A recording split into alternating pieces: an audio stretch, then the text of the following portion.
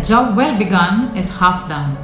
We are on the day 15 of the 30-day challenge, halfway mark. Yes, I'm so glad that all of you decided to come with me or join me in this journey of continuous learning, of becoming friends with English language, lovingly. Now in this program, our focus is on learning the subtleties of the language, how to make our sentences better, how to speak better, meaningful sentences. For that, we need to learn the fine qualities of the vocabulary, finer ways of constructing our sentences. So what's on day 15? Join me into the session.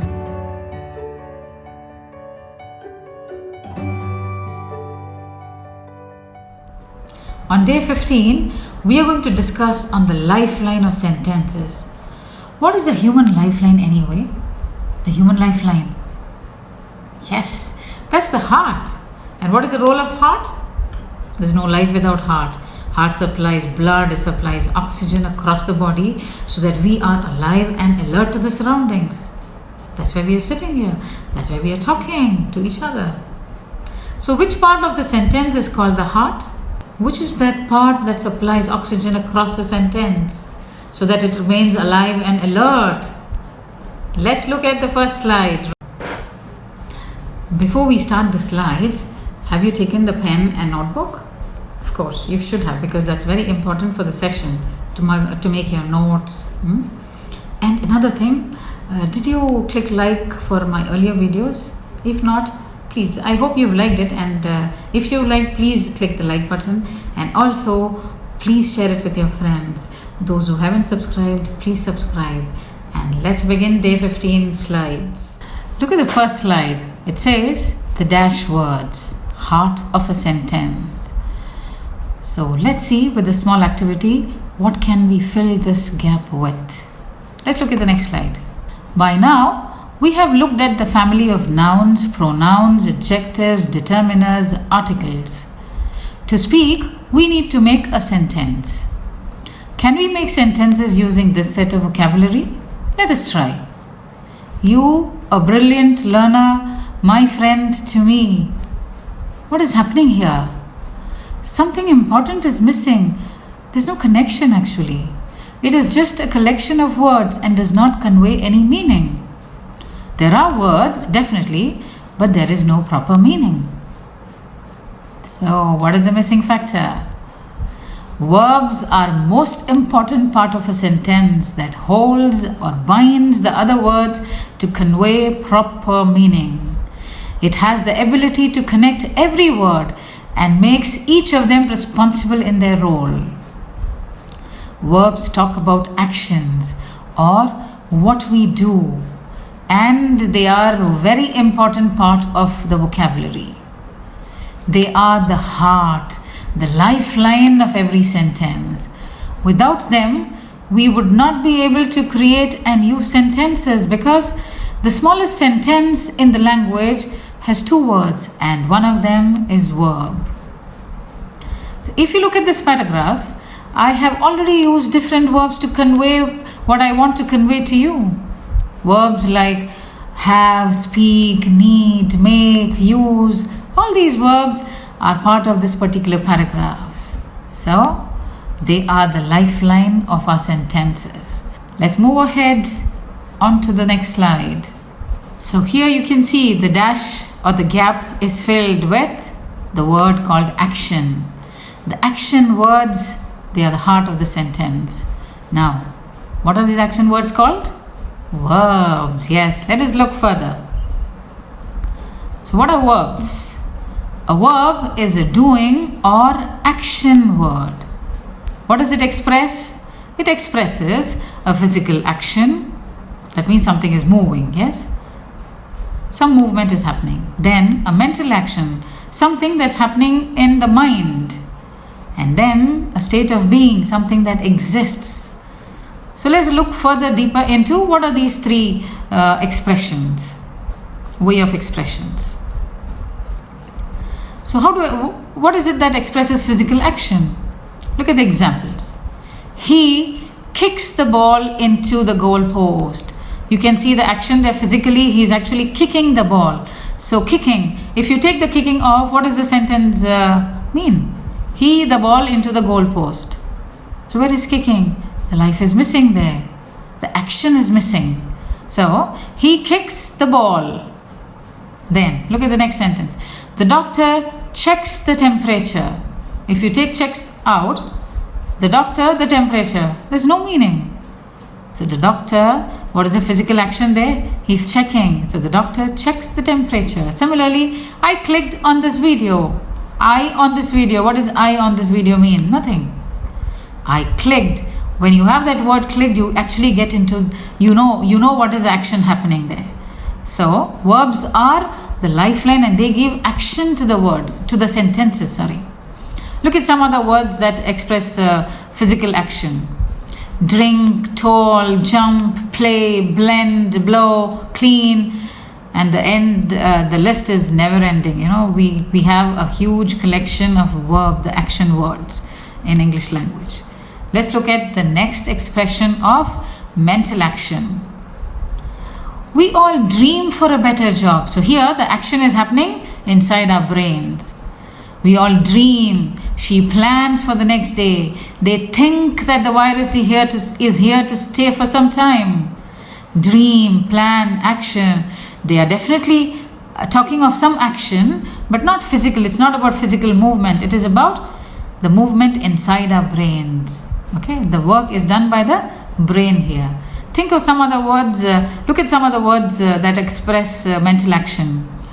Wonder, imagine, analyze, envision, look, agree, want, consider, guess, hesitate, hope. Okay?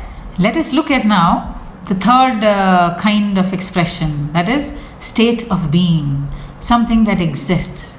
Sahara is the largest desert in the world. Sahara is existing. As we talk, it is still there. It is existing. We are a team. We are a team. Now we are a team. We have become the friends of each other. Yes, we are now the friends of English language. I am a volunteer. I am. And earlier in I think the second slide, I had told you about the smallest sentence. The smallest sentence in English language has two words. One is I, the second is am. I am. I am is the smallest sentence. Okay. Now look at the other verbs that express state of being. Is, are, was, were, will be, being, been. And apart from these, we also have become, seem, appear. So this is a list, very small list. There is, if you want to go further, you can just Google for words that express state of being, right? Now, so that is about the three kinds of expressions that verbs bring into our sentences. So it is physical state or physical action, mental action, and state of being. Now, let us look into further the different kinds of verbs. There are more kinds of verbs. So we've already looked at action and the state. Now, let us look further into transitive, intransitive, auxiliary, modal, and phrasal. So how many kinds of verbs are there? There are 7 kinds of verbs. Action verbs, stative verbs, that means the ones which describe or express state of being. Then you have transitive, intransitive, auxiliary, modal, and phrasal. So let's go ahead. So what are transitive verbs? Transitive verbs are those verbs which take a direct object to express themselves. Earlier we saw, let's look at the first example that we had under action words, physical action. He kicks the ball. Yes, kicks the ball. You can also have it as he kicks. That's also a sentence. He kicks. But now we have he kicks the ball. Now look at the sentence here. The first sentence. I saw a cat. I saw a cat feeding its kitten. So which is the direct object here? The word I here is the subject. Okay, it is the doer, the subject, doer of the action. But which is the object? Just ask the question, what did you see? What did you see? You saw a cat. So the answer to the question what is the direct object. Now, Ronit took the pen. Ronit took the pen. Now, what did Ronit take? Ronit took the pen. So what is the direct object? Pen is the direct object. The next sentence. The teacher gave answer sheets to the students. So the question to find out what is the direct object? What did the teacher give? And the answer is the answer sheets. So the direct object is the answer sheet. So if you just need to look at whether the verb is a transitive or intransitive, you just need to ask the question, what? And the answer, that if you get an answer, then you have a direct object there. If you don't get an answer, then the verb is not a transitive verb. Okay. So let's look into the next slide. And that slide is talking about intransitive verbs. So what is an intransitive verb? So the intransitive verbs do not need a direct object. Look at the sentences. The dog sniffed. I went to the store. The passengers have arrived. So some of the action words are always intransitive, like go, lie, arrive, sneeze, sit, die. All these verbs do not require a direct object to stand. Like otherwise, most of the verbs can change their roles. Look at this example. I eat a banana. What do I eat? A banana. So eat in the first example is yes, it is an intransitive. No, it is a transitive verb because it has a direct object. Now look at the second one. Every day I eat before 8 a.m. What do I eat is not mentioned, but the verb eat exists there without a direct object, and it is called intransitive verb in the second sentence, right? So there are some verbs which exist as both transitive and intransitive, and there are some which do not exist as transitive but only as intransitive. That is, you saw the examples: go, lie, arrive, sneeze. Okay. Please make sentences on your own to find out the difference. It will be more interesting.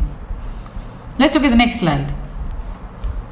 Now here we look at the auxiliary verbs. What are the auxiliary verbs? Auxiliary verbs also have another name called helping verb. They help the main verb. Now it is used with the main verb to express the main verb's tense or mood. Tense here in sentences refers to the time of the sentence. Okay. Now auxiliary verbs help us to help the main verbs to determine the time and mood of the sentence.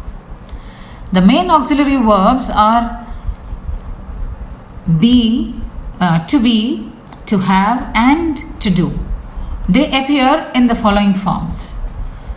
Now, the most important family of verbs is the to be family.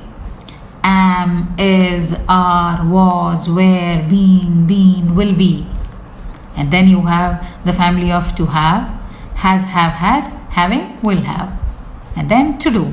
Does, do, did, will do.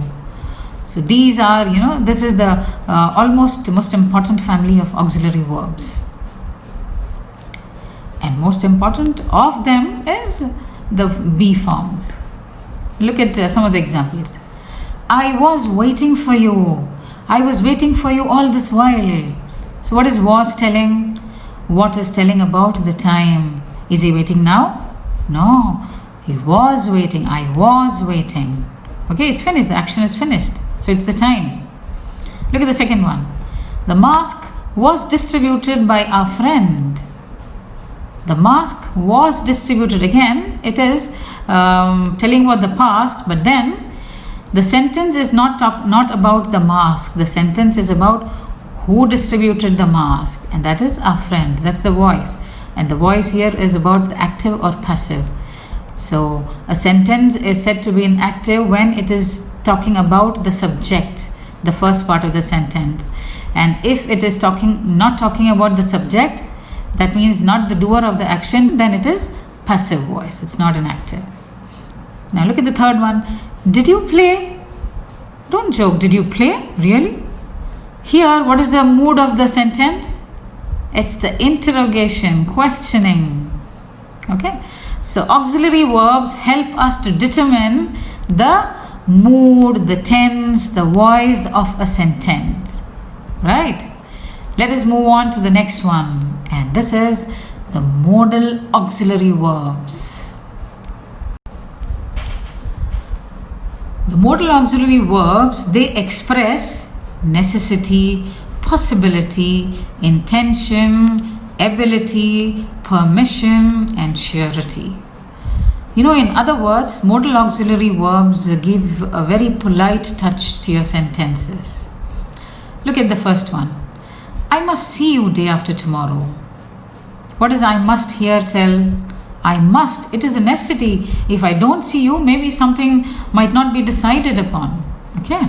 So I must. Must expresses necessity. What is the other word other than must? Ought to. Should. I should see you this evening. Now, look at the other next sentence. I might see you day after tomorrow. I have taken the same sentence just to tell you how the shade of the meaning changes with the change in the auxiliary modal auxiliary verb. Now, I must see you day after tomorrow. Then you have I might see you day after tomorrow. I might here, is it the same like I must? No. It says I might. There is a possibility. May or may not happen. Okay. Now, look at the next one. I shall see you day after tomorrow. Here, the sentence is telling, I have an intention to see, but I'm not sure, maybe I'll make it or not. But the intention is clear. Yes, I want to see, so I shall see you. But yes, you understand that.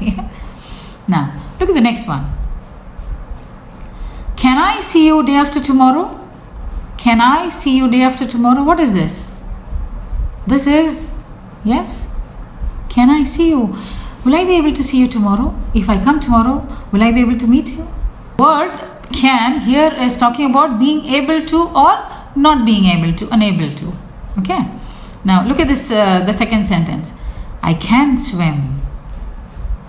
I can swim. Can here is talking of a very confidently, he's talking about the ability. I can swim. I can drive. I can fly. I can't speak in English. Okay, you can see the word, the modal verb can infuses so much of confidence into the sentence.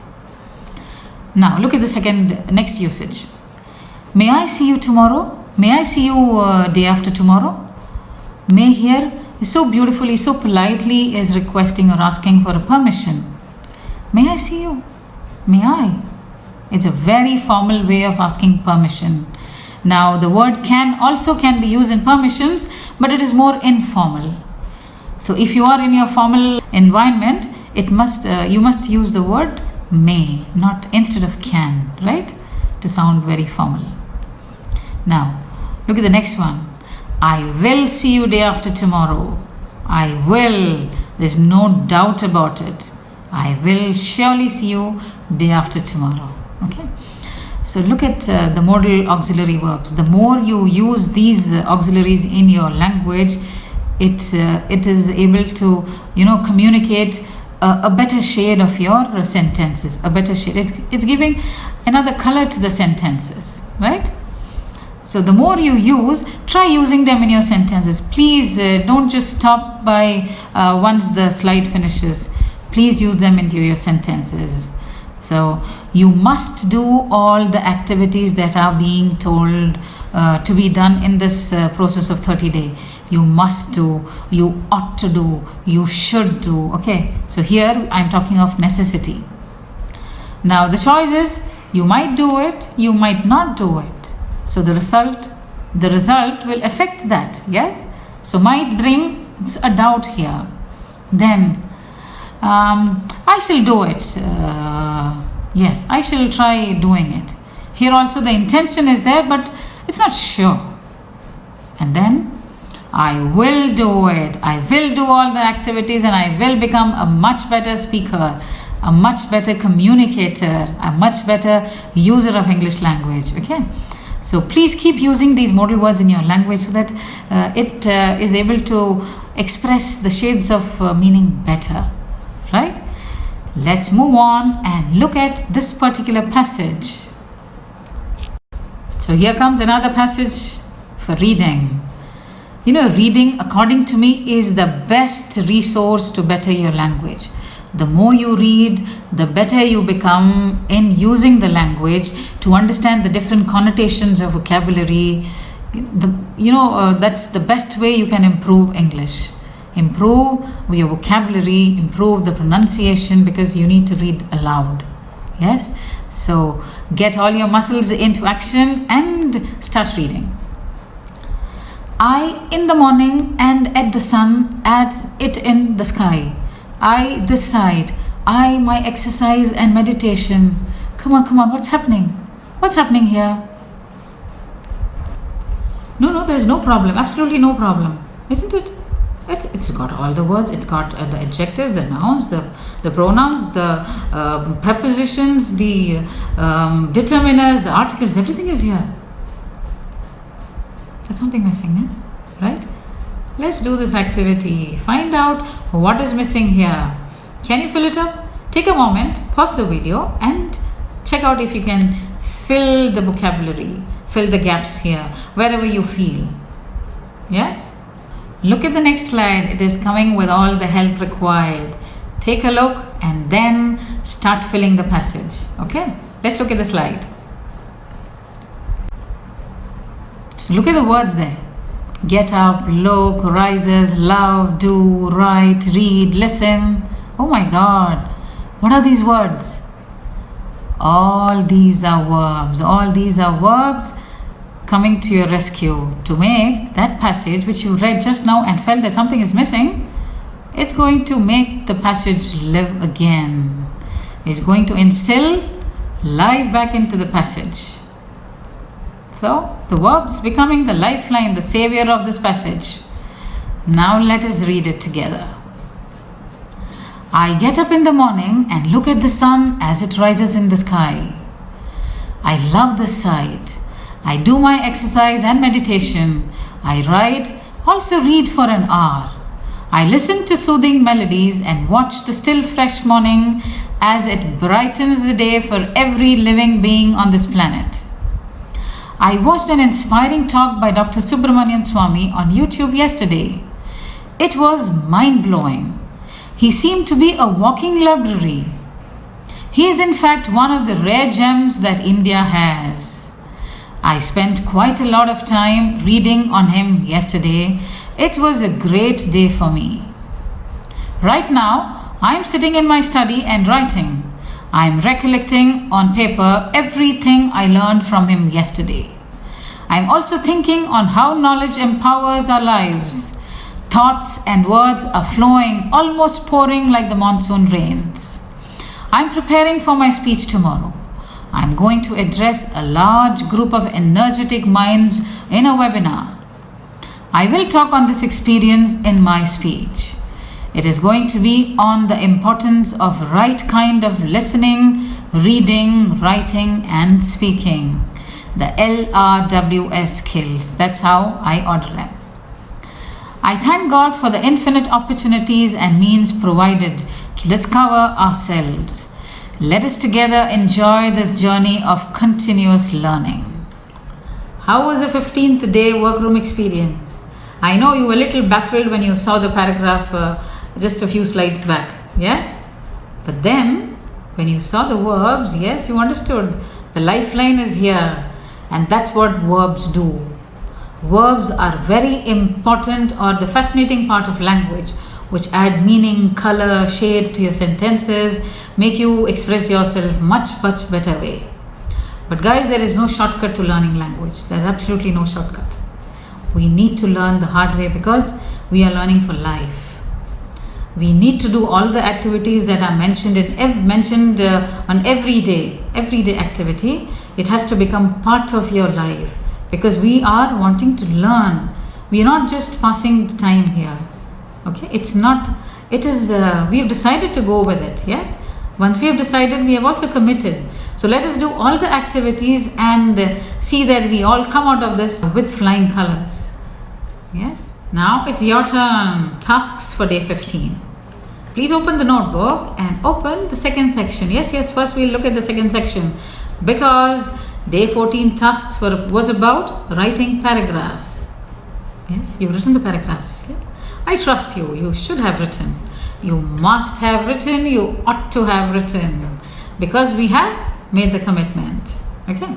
Now close the second section. Open the first section because we are going to write verbs. The way we've written vocabulary for listed the vocabulary under nouns and adjectives. Now it's a task for the verbs. Please list out as many verbs as possible. Just take a moment, close your eyes and just think what we did today. And from every slide, what are the verbs you remember? First jot down that and then go into your research, take the help of Google or the dictionary and jot down as many verbs as possible. And when you are jotting down the words, just keep revising. Is it a transitive, intransitive? Is it an action? Does it express mental action or state of being or just physical action? Please do that, yes? Recollection is the best way of retaining whatever we have heard. So until I see you in my next video, please keep yourself safe, calm and stay home. Please click the like button if you like the video and subscribe those who haven't subscribed. Please share it with your friends because these are the things that give me energy or boost my energy to make more interesting videos because we are committed to be friends. So let us be friends and move ahead. Thank you.